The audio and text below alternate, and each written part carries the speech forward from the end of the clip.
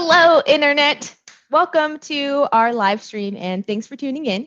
But chances are, if you are looking for a product or service, you are going to pick up your phone, handy dandy phone here, and say, Siri, find X, Y, and Z near me. But as we are all aware, digital marketing is a competitive arena, and having a well put together website is only part of that equation. By now, you probably understand that to get customers to call you or visit your store in today's online world, you need to appear at the top of Google. And keywords are a critical component of that. Today, we'll be talking all about keywords and keyword trends to ensure that your business is at the forefront of Google's rankings. Howdy, y'all, and welcome to another lovely live stream hosted by your favorite community relations coordinator, Candice Tyler. And before we get all into the goodness of how to find Google Trends and use season keywords and all that fun stuff, I do want to address a few elephants in the room. First, I'm still working from home, and so that is my boyfriend who is doing his work as well. We have a co-shared space. And then Alex's webcam is not working. So we have this you're not missing lovely... much. He thinks that. But we have this lovely little tiny picture of him, and he's got some great knowledge nonetheless. So we're going to dive back in. As I was saying, today in the hot seat, I have my repeat guest and my favorite Cuban, Alex Milan. I'm delighted to have you here and pick your brain. You are a skilled digital marketer and one of the best, in my opinion. But if you are lucky enough to have Alex as your account manager, drop a GIF in the comment section below. Drop it right now. Drop it low, low. But Alex, while they're doing that, can you tell us a little bit about you, your experience at BizIQ, and all that great stuff?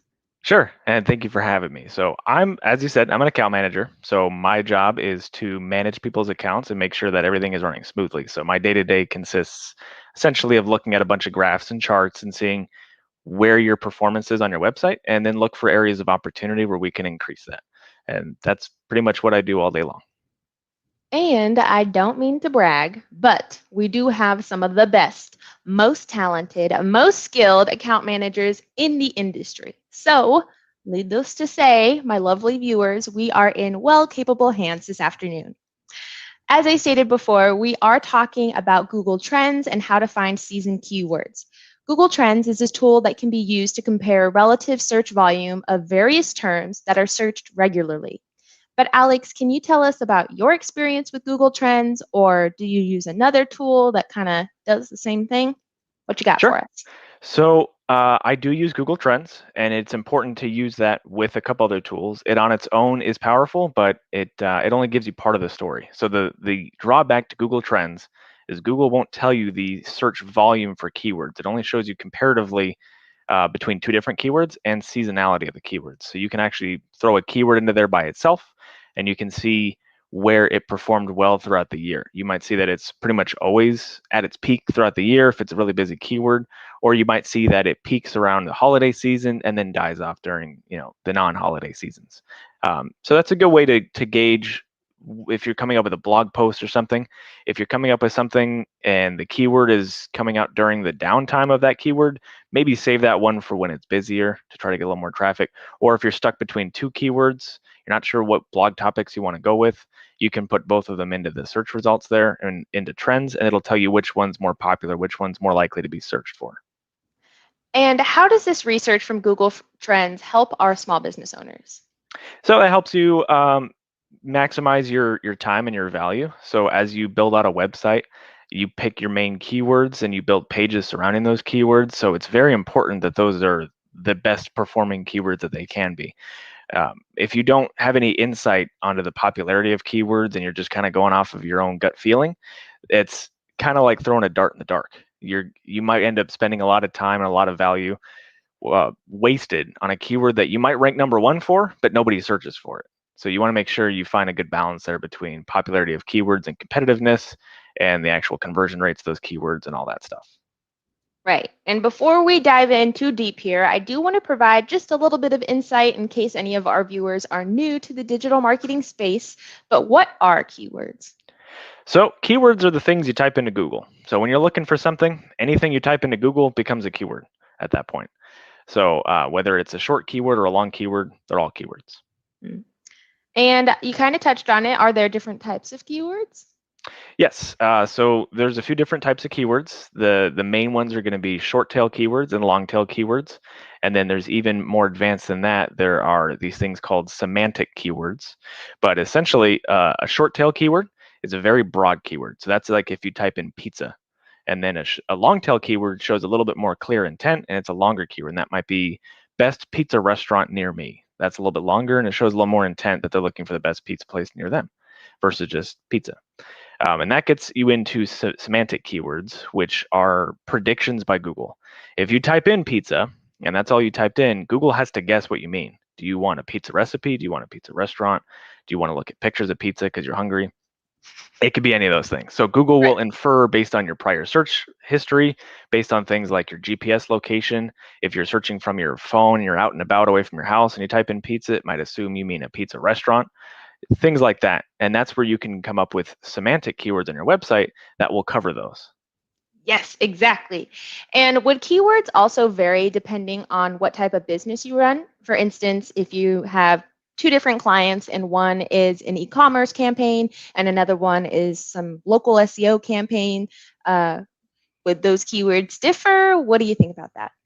Yeah, absolutely. So an e-commerce website has a very broad range. So you'll accept customers from either the entire world or the at least all 48 states here, without having to cross any oceans or anything.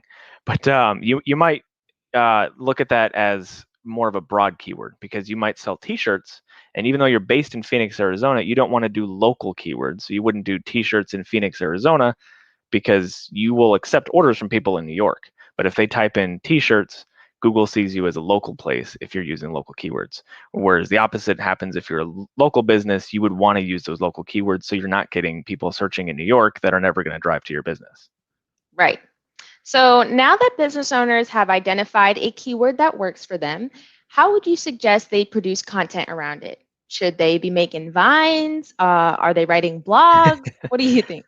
I mean, really, the best thing is to depend on, or is it going to depend on the keyword itself? If it's one of your main keywords, like if you're a pizza restaurant, then pizza restaurant in Phoenix, Arizona, um, you would make that an entire page. So your homepage would be centralized around that keyword. So you'd have it as the header.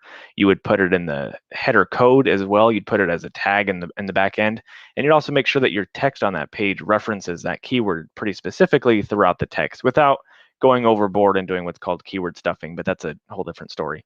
Um, if it's something that's related to your business, but not necessarily your main keyword, that's a great way to use a blog. So if you're a plumber, for example, cleaning out bathroom sinks might be part of what you do, and you might want to make a blog topic about cleaning out your sinks in your bathroom, and maybe like a how-to video for those that want to do that. And you can make a blog post for that, so you show up for people that are looking for how to clean their sink, or how to clear it out. But you don't want to make your whole website about that. So it really just depends on what the focus is of the keyword. Ah, I love that insight. Now, one thing that I noticed when I was messing around with Google Trends is that it does have a comparison tool. When you are comparing two keywords for a client, are there some things that you're looking for to kind of rule out one from the other? Yeah. So with the comparison part of Google Trends, that I use that every time I come up with a blog idea. So if I'm trying to write a blog for somebody that happens to do seasonal work, for example, I might throw two different blog topic ideas into Google Trends and compare them and see if one of them is searched more often than the other. And that'll help determine. If they're pretty close, you could probably use both, but you might see that one is searched a heck of a lot more than the other one, and then you know which one to go for. So you don't waste time on one that doesn't have a lot of search volume.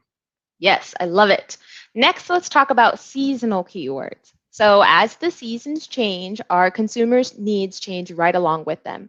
Why is it important for business owners to identify those seasonal trends that align with their industry?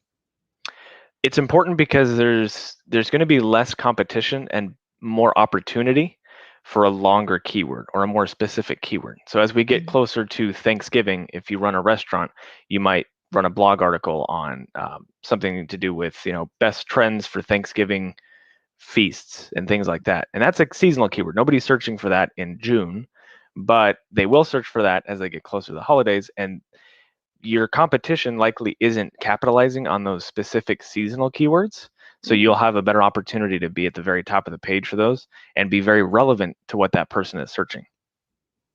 Nice. And along those kind of same lines, Google Trends can also identify pop culture trends as well. Can you speak to the importance of why business owners also need to be aware of these pop culture trends and just as much as their seasonal trends? Yeah, so you want to stay on top of what people are searching, and they tend to search things based on pop culture. So if you're selling T-shirts that are related to pop culture, like you have designs in there that are related to things that are trendy right now but won't necessarily be trendy later, you want to make sure you're using the keywords that capitalize on those. So staying up to date on what's trending, either through hashtags on Twitter or Instagram or whatever, you can get out ahead of some of these trends and you can start marketing for those before they hit their peak on the spike, because a lot of trends with pop culture, they spike and then they die off. But if you can get in Right. there and you can build something for search engine optimization before the peak happens, it's kind of like stocks. If you get in before it peaks, you could capitalize on it, and then once it dies off, you just move on to the next thing. Yes, I love that analogy too. Do you have any trends off the top of your head that are just trending right now?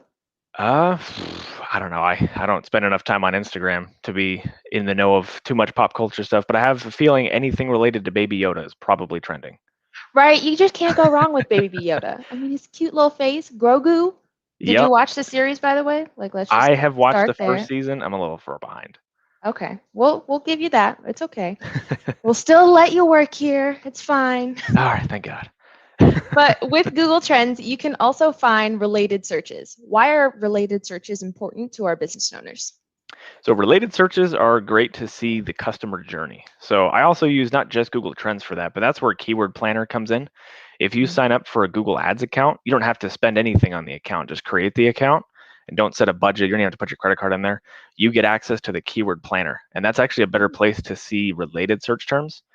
And you can actually see estimated volume in that industry. So that's a way to kind of get an estimated amount. Again, Google's pretty good at keeping that the exact numbers secret, but they'll give you an estimated volume for different keywords. And it's meant to be used so you know what to bid on for keywords, Mhm. but you can use that to see what else is being searched by those same clients. So you might type in into Keyword Planner, pizza restaurant near me, and then you might see that related to that search in that area for users that fall under that same category.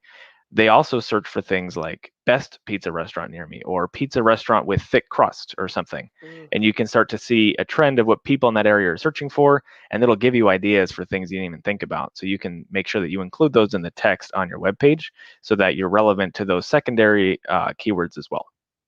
I don't know why, but when you said thick crust, my stomach just went yes.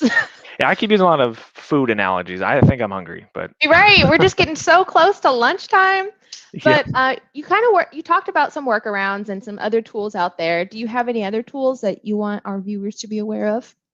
Yeah, one of the other tools that I use isn't really a tool, but whenever you type into Google, if you start typing something, you know how it automatically fills in? That's a Hmm. great way to get ideas for keywords because Google is trying to fill in what it thinks you mean. And those can be indicators of semantic keywords, or it can also be an indicator of what people searched after their first search. So usually people will search 3 or 4 times before they land on a website. So you can see what people are typing in after their first, second, and third search, and it'll give you some ideas. Now, we already kind of touched on this a little bit of why blogs are important, but sometimes business owners think that they can just put their initial website copy up and then set it and forget it. But why are blogs important? Blogs are important because Google focuses a lot on relevant and up-to-date information. So when you're searching for something, you're generally looking for the most up-to-date information. It's not like a book used to be, or at the library where you search for something, you might get something that's 20 years old. It's all about being the most up-to-date. So Google will tend to index and prioritize dynamic websites. And what I mean by that is it's got changes. Things are happening on there all the time, and the information was added recently. So if you're searching for the best um, do-it-yourself video for how to do something around the house, like cleaning out the sink or something, you don't want to look at a technique that somebody posted 10 years ago. You want something relevant that includes the new technology if there is any. So if you have a blog post that's relevant, and it will be something that you posted very recently, and Google will pull that first as this is the most relevant information to what they were looking for, versus if you just have something about that on your website that you made 10 years ago. Now, should blogs just be about anything and everything that the business owner finds interesting? No, I mean, it will be fun, but you really Right. want to keep everything related to your core keyword. So each website has a core keyword that you kind of branch everything else off of, whether it's pizza restaurant or plumbing service or anything like that. Those are your cores. So you want to make sure everything you're posting about directly correlates to that main keyword. It doesn't have to include that keyword. You don't have to always include those keywords in there, but something related to it as a semantic keyword. Like plumbing service, you don't have to put that in the title, but you could put how to fix leaky drain. That's relevant. That relates to that specifically, and Google is smart enough to realize that that's a semantic keyword of plumbing services because they're often searched together. Right. And do you have any tips for business owners who are struggling on how to choose a blog topic? Best thing to do is, what I do is I'll search for blogs in my industry that I'm trying to get ideas for and read other people's blogs. And you don't want to copy someone else's blog because you found it at the very top of Google because they're already doing really well for it. So there's no point in competing with that. But it might give you ideas for something like, for example, one of my clients has a seasonal business, and I typed in a couple of his search terms, and I found a blog article related to what that looks like during the rest of the year. And so that gave me some ideas for coming up with seasonal keywords for his business for blog topics. So just search for it, and you'll find other people have similar topics to work from. Now, as we are winding down to the end of our lovely chat with you today, I do want to take some time to see if any of our viewers have any specific questions. So now is the time, viewers. If anything had come up, if you have any additional questions, please feel free to drop them in the comments and we will answer them. But while they are doing that, can you tell us about one of your favorite clients? So one of my favorite clients would have to be there's a ranch, and I forgot the state because I'm really bad with locations, but they have a ranch and it has everything in it. So you can stay there with your RV. They have cabins you can stay at, and you can go golfing there. And literally every time I talk to them and they send me new pictures of the place, it takes everything for me to not just plan vacation and go out there because it's a really nice place to look at. So working with them, it's a nice challenge too because they cover so many bases. They have RV camping as a keyword, which is a really competitive keyword. They have hotels in that area, which is a really competitive keyword. And they also have a little golf course on there as well. So that's also a big keyword. So having those three major keywords that are extremely competitive in that area and combining those onto one website while still maintaining the same level of quality score on the entire website is a challenge, and you got to split things up and work on that. But there's always something new with that, and it's always fun to watch that grow. Yes, I love that. Let's see if we have any comments here. And nope, don't have any there. But before we leave, do you have one final Alex Milan pro tip for us? Pro tip would be to, I would say, if you're not good at coming up with the ad, or not the ad copy, but the writing on your website, have someone that knows what they're doing do it. People that try to write their own verbiage on there end up straying away from their main keywords, and then they end up ruining the quality score. So it's better to have someone that knows what they're doing rather than trying to learn all the mistakes that we've all learned already throughout the years. Let us make the mistakes for you, and then we'll go in there and make it the way it's supposed to be. Yes, I have seen some pretty crazy website copy sometimes. So just, Yeah. you are the professional in your industry and they are professional in their industry. But with that, this week's episode is a wrap. Thank you to our lovely viewers for tuning in. And thank you, Alex, for all of your sage wisdom and sharing it with them today. I'm sure they all appreciated it. Happy to help. Thanks for having me. Yes. Next week, wow. Next week's topic is how to optimize your website in 2020. So meet me right here, same time, same place, and have a fantastic weekend. Bye, everybody. Bye, everyone.